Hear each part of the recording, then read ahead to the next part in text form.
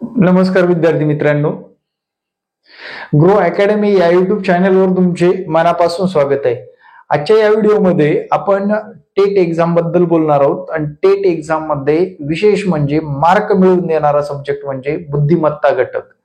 बुद्धिमत्ता घटकाला जर महत्व दिला तर आगामी काळामध्ये तुम्हाला नक्कीच मार्क मिळवता येतील.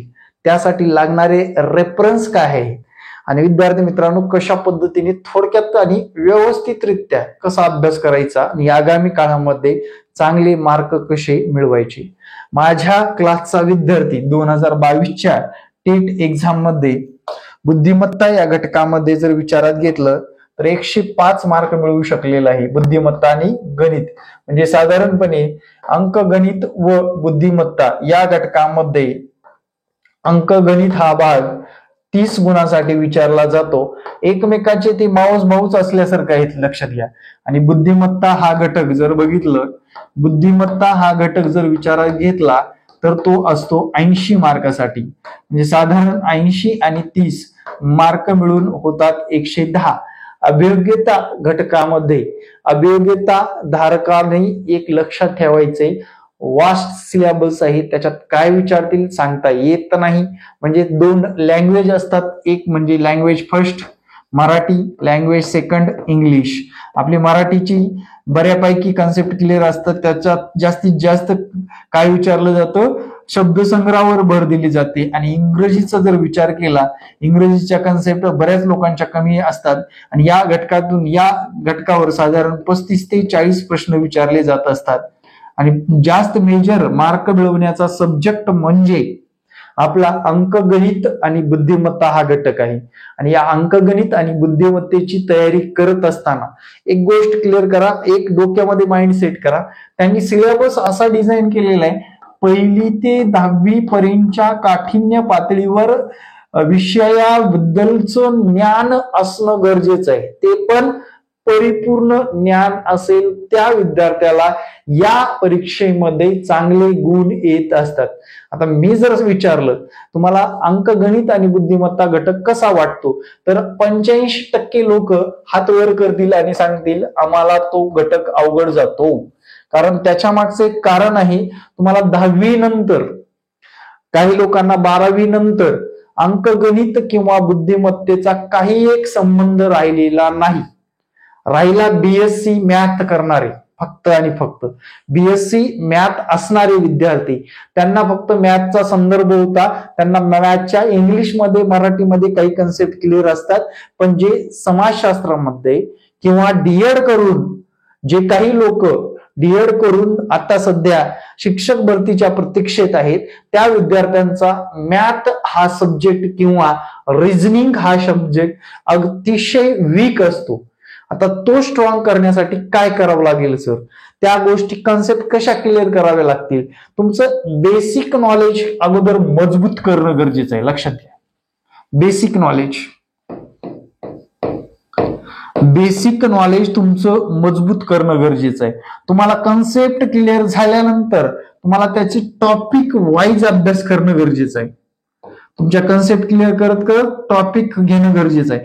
त्यानंतर स्पर्धा परीक्षेचं मॅथला हात लावायला आपल्याला काय होईल, बरं वाटेल.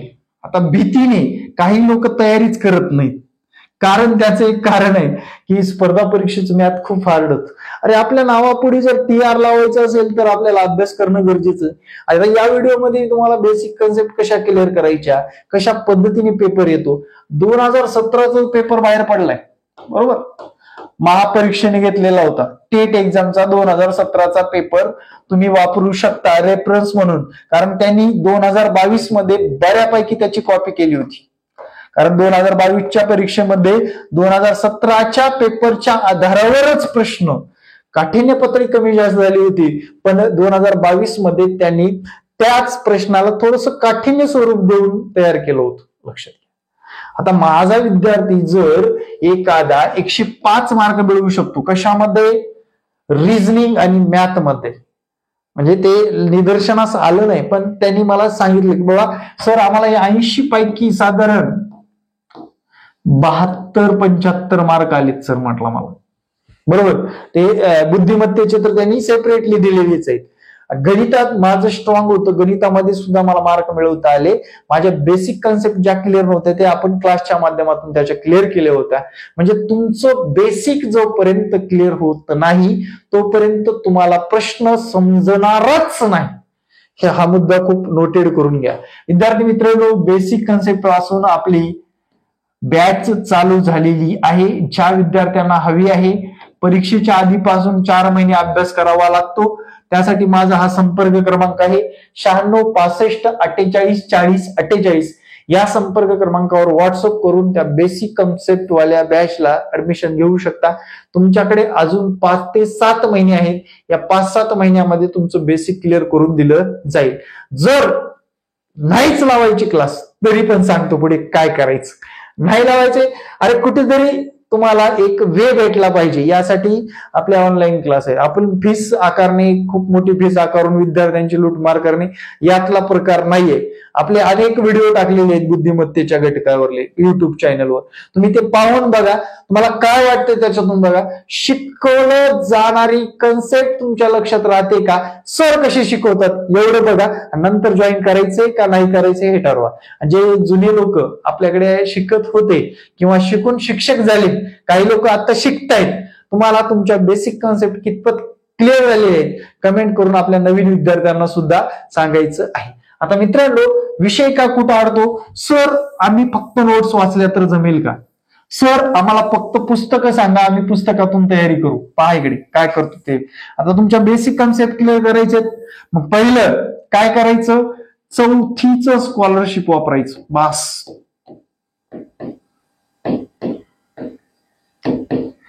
4थीचं स्कॉलरशिप, आणि परत 5वीचं नवोदय भेटलं तर बेटरच आहे. परत 8वीचं स्कॉलरशिप,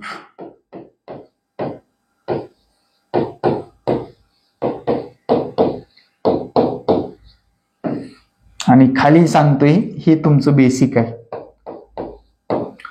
हे तुमचं बेसिक आहे. त्यानंतर गोष्ट लक्षात घ्या, त्यानंतर स्पर्धा परीक्षेच्या पुस्तकाला हात घालायचे. काय करायचंय, स्पर्धा परीक्षेच्या पुस्तकाला हात घालायचंय. मी सांगतो 110 मार्कापैकी नाही 110 मार्काचा तुम्हाला अभ्यास झालेला असेल गणित आणि बुद्धिमत्ता या घटकाचा. अरे साध्या कन्सेप्ट आहेत, त्यांनी काय केलेलं आहे, बैठक व्यवस्था 4-5 वेगवेगळ्या प्रकारचे प्रश्न विचारले. त्यानंतर आकृत्याचे निरीक्षण 4-5 वेगवेगळ्या प्रश्न विचारले. कागदाची घडी 2-3 वेगळे प्रश्न, वेन आकृत्या, घड्याळ, कालमापन, त्यानंतर क्रम लावणे, असेंडिंग डिसेंडिंग, मोठं लहान ओळखणे, त्यानंतर नाते संबंध, त्यानंतर आकृत्या मापन, त्यानंतर तर्क अनुमान. हे जे काही कन्सेप्ट मध्ये तुम्हाला शिकवलं जातं ते असतं मित्रांनो 4थी, 5वी, 8वी वर्गाचं. लक्षात घ्या, ती लेवल असते. मग अशी काहीतरी आकृती बनवून दिलेली असते, त्या आकृतीमध्ये तुम्हाला त्याच्या पुढली आकृती शोधून काढायची असते. तिचा कुठला तरी वे असतो, कुठलं तरी अँगल असतं, आणि करेक्ट आन्सर आपल्याला त्या ऑप्शन मधून शोधायचं असतं. तुम्ही 2017च्या टेट एक्झामच्या पेपरमध्ये बघा, 2017च्या टेट एक्झाम मध्ये ज्या लोकांनी सिलेक्शन झालेलं आहे त्यांना विचारा, आणि 2022च्या सिलेक्ट झालेल्या विद्यार्थ्यांना विचारा, हो असेच प्रश्न होते असे म्हणतील तुम्हाला. मग तुमचं बेसिक क्लिअर करायचंय तर हे पुस्तकं वापरा मित्रांनो. लक्षात घ्या, तुम्ही डायरेक्ट इथे जर हात घातलात तुम्हाला जशाला तसे तर प्रश्न येणारच नाहीत. बरोबर, जशाला तसे काही कन्सेप्ट क्लिअर असतील तर आपल्याला फिरवून प्रश्न विचारलेला असेल तरीही त्या प्रश्नाचं उत्तर देता येतं. त्यासाठी या पुस्तकाच्या अगोदर मागे लागा, याच्यातून जबरदस्त सराव करा अगोदर. त्याच्यानंतर मी सांगतो तुम्ही सचिन ढवळे सरांचं पुस्तक वापरा, नितीन माले सरांचं पुस्तक वापरा, पंढरीनाथ राणे सरांचं पुस्तक वापरा. त्यापैकी 1 किंवा 2 पुस्तक वापरून तुम्ही अभ्यास केला तरी काही हरकत नाही. जोपर्यंत या कन्सेप्ट क्लिअर होत नाहीत तोपर्यंत तुम्ही स्पर्धा परीक्षेच्या पुस्तकाला हात सुद्धा लावू नका. वेळ आहे, वेळेचा सदुपयोग करून घ्या. आगामी काळामध्ये आपल्याला यश मिळवण्यासाठी मेहनत तर करावीच लागणार आहे आणि आपल्याला मार्क आल्याशिवाय आपल्या नावापुढे TR लागणार नाही, एवढंच या व्हिडिओच्या माध्यमातून सांगतो.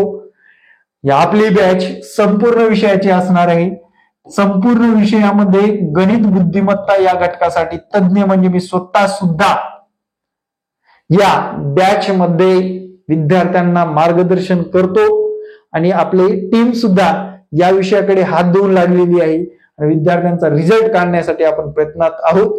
ज्या विद्यार्थ्यांना या बॅचला ऍडमिशन घ्यायचे त्या विद्यार्थ्यांनी या संपर्क क्रमांकावर संपर्क साधावा आणि आगामी काळासाठी सर्व विद्यार्थ्यांना बेस्ट ऑफ लक. अजूनपर्यंत आपलं चॅनल सबस्क्राईब केलं नसेल तर सबस्क्राईब करा. यातलेच काही अनुभवी म्हणजे टेट 2017-2022 दिलेले लोक असतील, यात काय चुकीचं बोलतोय, यात मी काय सांगतोय हे कमेंट करून नक्कीच सांगायला विसरू नका. Thank you very much. जय हिंद मित्रांनो, भेटू नेक्स्ट व्हिडिओमध्ये. जय हिंद, जय महाराष्ट्र. धन्यवाद.